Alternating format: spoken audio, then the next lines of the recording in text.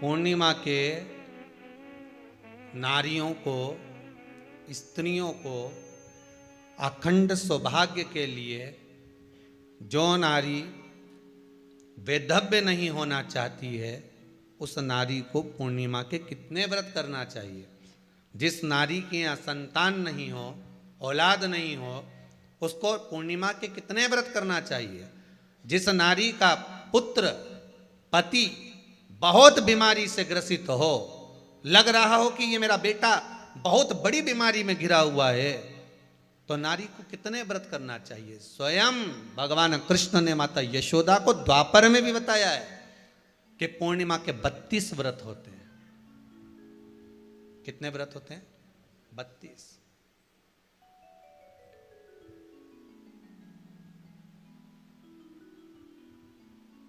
स्वयं भगवान कृष्ण यशोदा रानी को, माता यशोदा जी को भी बता रहे हैं 32 व्रत। अब आपको किसी ने बता दिया होगा कि 8 कर लो, 7 कर लो, 6 कर लो, 12 कर लो, इसलिए आपने बोला कि 12 कर लीजिए, 32 कर लीजिए। अरे यहां तो द्वापर की कथा भी कहती है। यशोदा जी ने एक बार भगवान कृष्ण को रोक कर कह दिया, ए कन्हैया रुको। कन्हैया बोले, बोलो माँ क्या बात है। कन्हैया जरा रुकिए, इधर आओ जरा। भगवान कृष्ण आए। हाँ माँ बोलिए। किस जगह का प्रसंग है ये? जिस समय पर राधा रानी कुरुक्षेत्र में नंद बाबा और यशोदा जी को लेकर कुरुक्षेत्र के कुंड में, ब्रह्म सरोवर में स्नान कराने के लिए लेकर जाती है, ग्रहण का समय पर। और जब भगवान कृष्ण उस कुरुक्षेत्र के उस सरोवर में स्नान करने आते हैं, तब यशोदा जी ने अपने लाला से प्रश्न किया है, पूछा है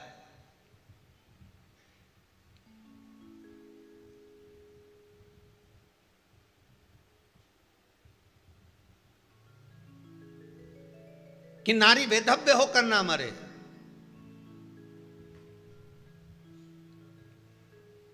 उसका पति कोई रोग से ग्रसित ना हो, उसका पुत्र किसी रोग में ना पड़े। अरे भाई कितना सुंदर संवाद लिखा है। अगर किसी माता का पुत्र मान लो किसी नशे में डूबा हुआ है, कोई नशा कर रहा है और गलत नशा है, आपको लग रहा है कि ये नशे में डूबा हुआ है, आपको लग रहा है कि ये गलत जगह पर डूब गया है, आपको लग रहा है कि मदिरापान में, मांसाहार में या अधिक गांजा आदि का जो भी नशे होते हैं, जितने भी नशे, उसमें डूब चुका है। और माँ उसको समझा रही है, तू नशे में मत डूब, तू इस काम को मत कर, तू ये गलत कर्म मत कर। माँ उसको समझा कर हार गई। तो मेरा माताओं से निवेदन है, आप उसको समझाना बंद कर दो, एक काम करना प्रारंभ कर दीजिए। हमें जो शिव महापुराण के माध्यम से शास्त्र कह रहा है कि आप 32 पूर्णिमा के व्रत प्रारंभ कर दो। उसमें करना क्या है आपको? केवल जिस दिन व्रत रहे, रात्रि के समय पर कोई भी मीठा, कुछ भी सामग्री आप चंद्र की रोशनी में, चंद्र को अर्घ देने के बाद, पूजन करने के बाद उसको रखो, और वही सामग्री जो नशा कर रहा है उसको पूर्णिमा के दूसरे दिन उसको खिलाओ। आप धीरे धीरे खिलाना चालू करेंगे, जिस नशे में वो डूबा हुआ उस नशे से वो छूटना प्रारंभ हो जाएगा। 2 पूर्णिमा व्रत करके तो देखो, तीसरे में तुम्हें जरूरत ही नहीं पड़ेगी। धीरे धीरे आप रुक, वो छूटना प्रारंभ हो जाएगा। स्वयं भगवान कह रहे हैं, यशोदा मैया ने कन्हैया को रोक लिया कुरुक्षेत्र के उस मैदान में, और भगवान कृष्ण का दर्शन माता यशोदा जी करी। बहुत दिनों के बाद माँ को, आज माता यशोदा को लाला का दर्शन हुआ, बहुत समय के बाद, जाने के बाद, बहुत समय के बाद।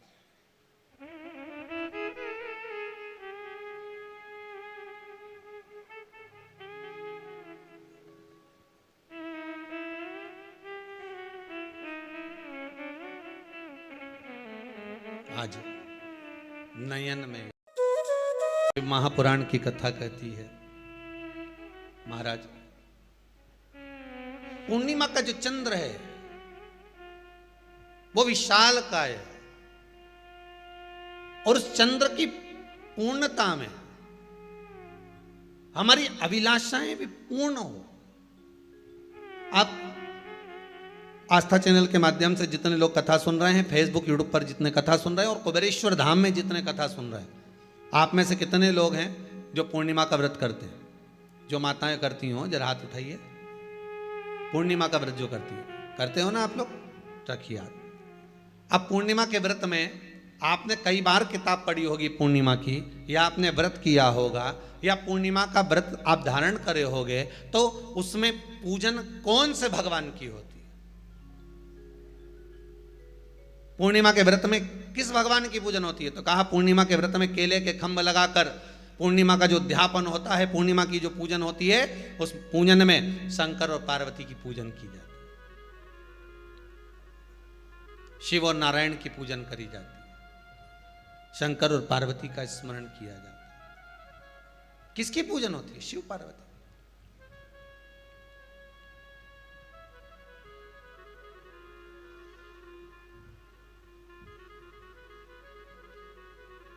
क्यों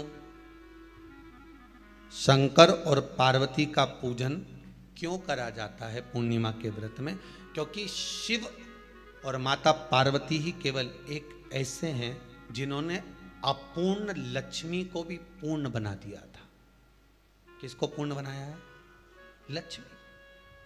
शरद पूर्णिमा के दिन अगर आप शंकर भगवान को एक लोटा पानी अगर शिव को समर्पित कर रहे हो, श्वेत पुष्प को रखकर शंकर जी के ऊपर सफेद फूल को चढ़ाकर अगर एक लोटा जल भी, एक पात्र जल भी शंकर को समर्पित कर रहे हो, तो ये लक्ष्मी के लिए ही तो कर रहे हो। और कौन सी लक्ष्मी? पूर्ण लक्ष्मी। पूर्ण लक्ष्मी। आपको पहले भी कथा में कहा, एक बार भगवान विष्णु के सामने लक्ष्मी मैया ने बहुत तेज स्वर में कह दिया था, नारायण, दुनिया के लोग आपका नाम जपते हैं, दुनिया के लोग नारायण नारायण कहते हैं, दुनिया के लोग आपका भजन करते हैं, पर सत्य मायने में कहूं ना तो मेरे बिना दुनिया के लोगों की नहीं चल सकती। मेरे बिना दुनिया नहीं चल सकती, संसार मेरे बिना नहीं चल सकता। भगवान विष्णु ने कहा, ये तो गलत है लक्ष्मी आपका कहना। एक दिन लक्ष्मी को अहंकार आ गया। अहंकार के संबोधन जब माता लक्ष्मी कहने लगी तो भगवान, उसी समय पर भगवान विष्णु को क्रोध आ गया और भगवान विष्णु ने कह दिया, लक्ष्मी तू इतनी बड़ी बड़ी बात कहती है कि तेरे बिना नहीं रह सकती संसार। मैं तुझे कहता हूं लक्ष्मी, तू अपूर्ण है। तू अपूर्ण है, तू पूर्ण कब हो गई?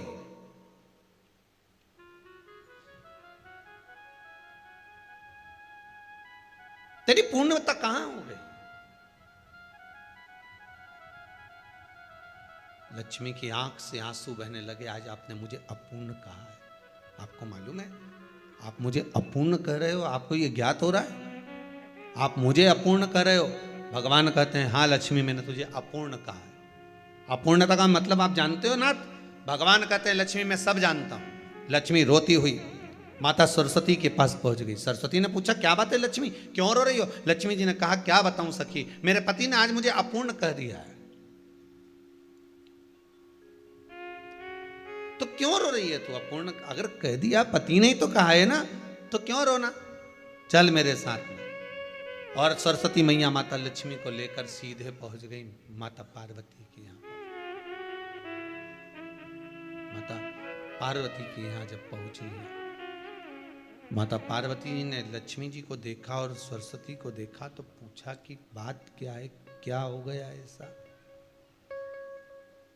क्या हुआ, क्या है ऐसा जो तुम दोनों आज मेरे पास में आई? क्या हुआ? पार्वती जी कुछ बोलती, शिव जी का ध्यान माता सरस्वती की ओर और लक्ष्मी की ओर गया और भगवान शंकर जान गए कि आज भगवान नारायण ने लक्ष्मी जी को अपूर्ण कहा है। अब देखें माता पार्वती क्या कर सकती है, इसको पूर्ण बनाने के लिए करेगी क्या? क्या हुआ? माता सरस्वती जी बोली, लक्ष्मी को अपूर्ण कह दिया। अपूर्ण कह दिया? हाँ, तो क्या सोचना उसके लिए, इसको मैं अभी पूर्ण बना देती हूं। माता जगतजननी पार्वती ने गोदी में विराजमान गणेश जी को उठाया और उठाकर लक्ष्मी जी की गोद में दे दिया। ले लक्ष्मी, आज से तू पूर्ण हो गई। लक्ष्मी, आज से तू पूर्ण है। गोदी में जब तक संतान नहीं है तो नारी को लोग अपूर्ण समझते हैं। पर माता पार्वती जी ने संपूर्ण ब्रह्मांड में एक सिद्धता प्रदान कर दी कि अपने गोदी के लाल को, अपने गोदी के पुत्र को माता ने लक्ष्मी की गोद में देकर लक्ष्मी को पूर्ण बना दिया। वो दिन कौन सा था? यही शरद पूर्णिमा का दिन था। कौन सा दिन? आवाज पकड़ लो। यही शरद पूर्णिमा का दिन था। शरद पूर्णिमा का दिन लक्ष्मी को पूर्ण करने का दिन, पूर्ण करने का। केवल अमृत ही नहीं बरसता, शरद पूर्णिमा के दिन लक्ष्मी भी बरसती है। लक्ष्मी पूर्णिमा के कितने व्रत होते हैं? बोलते जाओ, जरा जल्दी जल्दी बोलो। पूर्णिमा के नारियों को, स्त्रियों को अखंड सौभाग्य के लिए जो नारी वैधव्य नहीं होना चाहती है, उस नारी को पूर्णिमा के कितने व्रत करना चाहिए? जिस नारी की यहाँ संतान, काया में, शरीर के अंदर, काया के अंतर्गत कितना भी रोग, कितना भी रोग,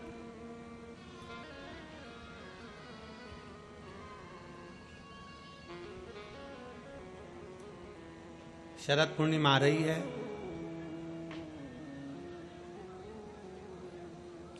सोलह तारीख के रात्रि के समय पर,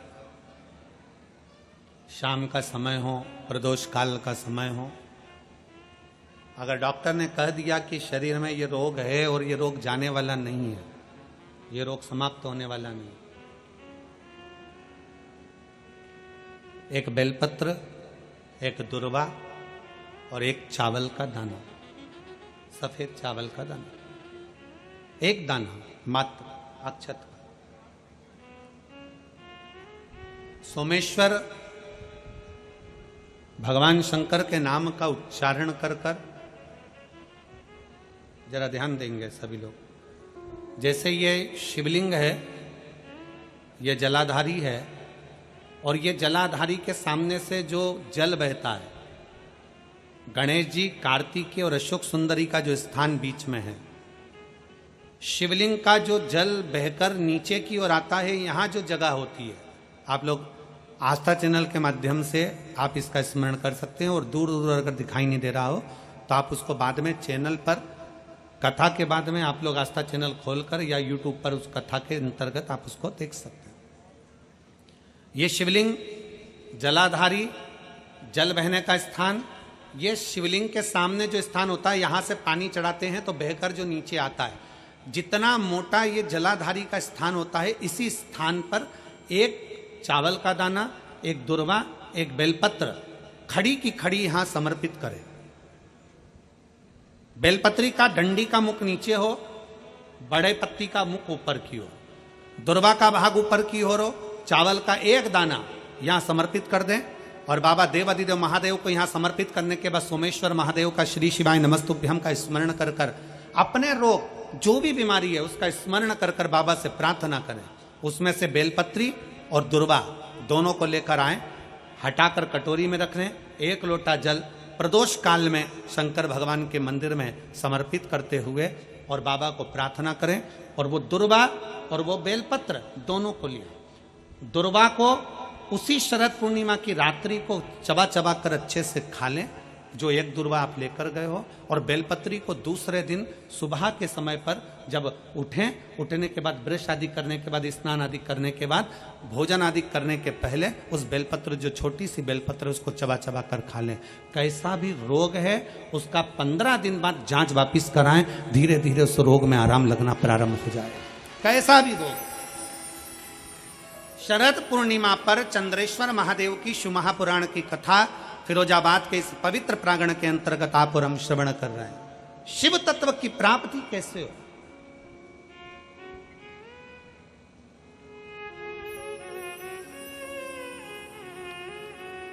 हम भगवान उग्रतानी से कैसे अपने संबंध जोड़ सकते हैं? हम शंकर भगवान को कैसे अपना बना सकते हैं? कैसे? जैसे आज सारी जितनी पूर्णिमा होती हैं, उन पूर्णिमा में आज की जो पूर्णिमा है शरद पूर्णिमा, वो बहुत मायने रखती है, बहुत। हम फिर निवेदन करेंगे, आज की जो पूर्णिमा है प्रयास करो भोलेनाथ जी को एक श्वेत चावल का दाना शंकर भगवान को समर्पित जरूर करो। और रात्रि के समय पर जब चंद्र पूर्ण आनंद के साथ में हो, और यदि कोई शरीर में बहुत ज़्यादा कोई रोग ग्रसित हो गया है, कोई चर्म रोग हो गया है, कोई शरीर में कोई भयंकर रोग हो गया है, तो छोटी सी बेलपत्र शंकर भगवान पर चढ़ी हुई चंद्रमा की रोशनी में चंद्रमौलेश्वर महादेव का नाम लेकर औषधि के रूप में उसको चबा चबा कर खा लो चंद्रमा की रोशनी में। उससे वो औषधि का काम करेगी और तुम्हारे रोगों को समाप्त करेगी। चंद्रमौलेश्वर महादेव का स्मरण। कौन से महादेव? चंद्रमौलेश्वर। और चंद्रमौलेश्वर महादेव की चंद्रमौलेश्वर। शिव उपासना ये बहुत। और आज तो सुंदर शरद पूर्णिमा है, बाबा की बड़े आनंदमय स्वरूप है। चंद्र की रोशनी में आप लोग तो खीर खाते ही हो, पर साथ में एक बेलपत्र का प्रयोग भी जरूर कर देखो, वो आपकी जिंदगी में ना जाने कितने रोगों को समाप्त कर देगी, कितने रोग। पर वो बेलपत्र छोटी लेना, ज्यादा बड़ी बेलपत्र नहीं लेना। छोटी सी बेलपत्र लो, शिव पर चढ़ी हुई श्री शिवाय नमस्तुभ्यम बोलकर चंद्र पूर्णता में जब हो, रात्रि के समय पर एक बेलपत्र चंद्रमौलेश्वर महादेव का नाम लेकर उसको चबा चबा कर खाओ। जिसको खाने पर मुंह में छाले हो जाते हैं या छार छार हो जाता है तो उसको पीस लो, पीस कर बाहर बैठकर गोली लेकर उसको पानी से निगल जाओ, पर उसको खाओ औषधि के रूप में। कहते हैं शरद पूर्णिमा की रात्रि की चंद्रमा की रोशनी एक ऐसी रोशनी होती है जिसमें जितनी औषधीय पौधे होते हैं उसमें एक बल उत्पन्न हो जाता है जो हमारे शरीर के सारे रोगों को समाप्त कर देता है। सारे। आपके यहाँ खीर रखते हैं, हमारे यहाँ हम हमारे कुबेरेश्वर धाम पर हम बेलपत्र रखते हैं रात्रि के समय पर। और वही बेलपत्र जब कोई बहुत ज़्यादा तकलीफ में होता है तो वही बेलपत्र का चूरा बहुत सूख जाती है, उसको दे देते हैं, भाई यही पाते रहो। वो औषधीय तत्व है।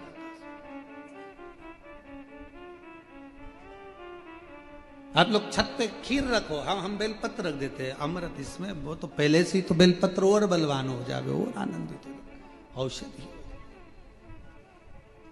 शिव तत्व है महाराज। भगवान शंकर की आराधना साधना अवश्य।